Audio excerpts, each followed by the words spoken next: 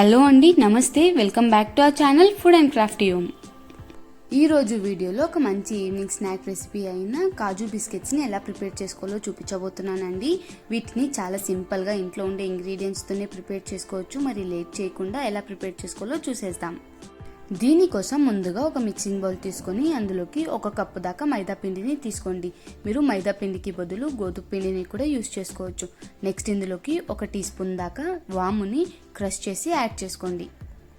ఇప్పుడు ఇందులోకి 3 టేబుల్ స్పూన్ల దాకా పంచదారని కానీ లేదా పంచదార పొడిని కానీ యాడ్ చేసుకోండి.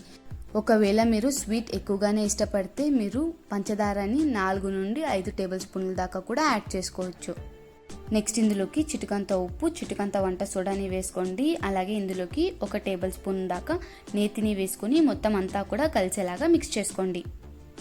ఇలా ఇక్కడ వీడియో క్లిప్లో చూపిస్తున్నట్టుగా చేతిలో పెట్టుకుంటే ముద్దవాలన్నమాట.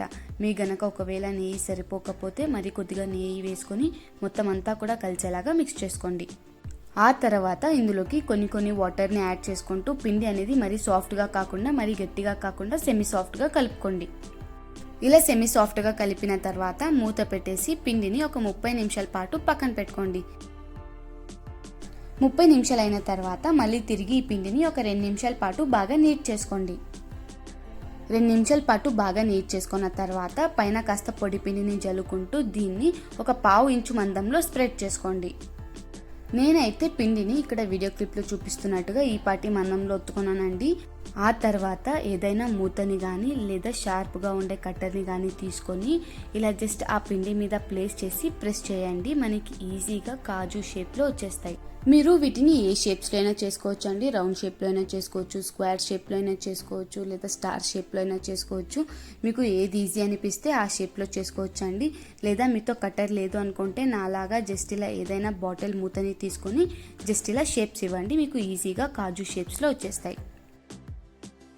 ఇలా మొత్తం అన్నిటిని కూడా ప్రిపేర్ చేసి ఒక ప్లేట్లోకి తీసి పెట్టుకున్నానండి. ఇప్పుడు వీటిని డీప్ ఫ్రై చేసుకుందాం. దానికోసం స్టవ్ మీద ఒక దళసరిగా ఉండే కడాయిలోకి డీప్ ఫ్రైకి సరిపడినంత ఆయిల్ని వేసుకోండి. ఆయిల్ కొద్దిగా హీట్ అయిన తర్వాత ఇప్పుడు స్టవ్ని లో ఫ్లేమ్లో పెట్టుకొని మనం ప్రిపేర్ చేసుకునే కాజూస్ని నిదానంగా ఆయిల్కి సరిపడినన్ని యాడ్ చేసుకుందాం. మంటని లో ఫ్లేమ్లో పెట్టుకొని వీటిని గోల్డెన్ కలర్ వచ్చి క్రిస్పీగా అయ్యేంత వరకు ఫ్రై చేసుకోవాలండి. ఒకవేళ మీరు వీటిని హై ఫ్లేమ్లో పెట్టుకొని ఫ్రై చేసుకున్నట్టయితే పైన కలర్ అనేవి తొందరగా వచ్చేసి లోపల పచ్చిగా ఉంటాయి. సో మీరు వీటిని లో ఫ్లేమ్లో పెట్టుకొని గోల్డెన్ కలర్ వచ్చి క్రిస్పీగా అయ్యేంత వరకు ఫ్రై చేసుకోండి. ఇలా గోల్డెన్ కలర్ వచ్చి క్రిస్పీగా అయిన తర్వాత ఇప్పుడు వీటిని ఒక ప్లేట్లోకి తీసి పక్కన పెట్టుకోండి. సేమ్ ఇదే ప్రాసెస్లో మిగతా కాజూస్ని కూడా మంటని లో ఫ్లేమ్లో పెట్టుకొని వీటిని గోల్డెన్ కలర్ క్రిస్పీగా వచ్చేంత వరకు ఫ్రై చేసుకోండి. ఆ తర్వాత పక్కకు తీసుకోండి. మీకు ఇక్కడ సౌండ్ని చూస్తుంటేనే అర్థమైపోయి ఉంటుంది కదండి కాజు బిస్కెట్స్ అనేవి ఎంత క్రిస్పీగా ఎంత బాగా వచ్చాయో అనేసి. మీకు ఒకవేళ స్వీట్గా తినాలి అనుకుంటే ఇలాగే సర్వ్ చేసుకోవచ్చు అండి. లేదా కొద్దిగా స్పైసీగా కావాలి అనుకుంటే ఇందులోకి కాస్త ఉప్పు అలాగే కారాన్ని స్ప్రింకిల్ చేసి మొత్తం అంతా కూడా కలిసేలాగా మిక్స్ చేసుకొని సర్వ్ చేసుకోండి. మీరు మరి వీటిని ఎక్కువగా ఫ్రై చేయకండి. జస్ట్ ఇలా చేతితో ఈజీగా విరిగిపోవాలన్నమాట.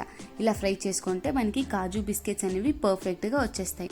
అంతేనండి, ఎంతో ఈజీగా సింపుల్గా క్విక్గా కాజు బిస్కెట్స్ని ఎలా ప్రిపేర్ చేసుకోవాలో చూసారు కదా.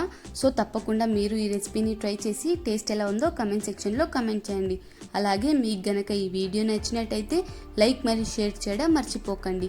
మరెన్నో మంచి రెసిపీస్ కోసం మన ఛానల్ని సబ్స్క్రైబ్ చేసుకోండి. Thank you for watching.